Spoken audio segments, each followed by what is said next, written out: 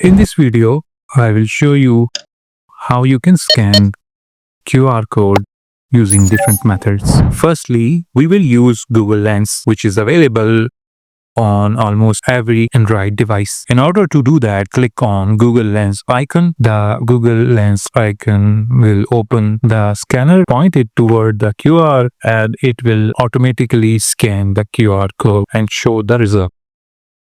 Similarly, we can use built-in QR scanner, which is available in the newer Android versions. You can simply search in your mobile. Finally, we will use a modern QR scanner app, which will give you more control, like downloading the scan history, keeping the scan history, and scanning almost every time. It also allows to scan in your own language. This app is called ScanQR.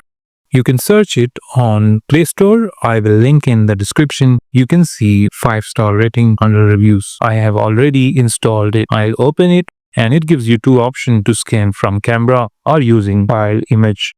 You can see the scanning is really fast. As the scanner opened, it already scanned the QR and you can save it in the history or share it as well. All results are stored in the history, which you can manage later. So it's very useful app. Thanks for watching this video. Make sure to subscribe our channel.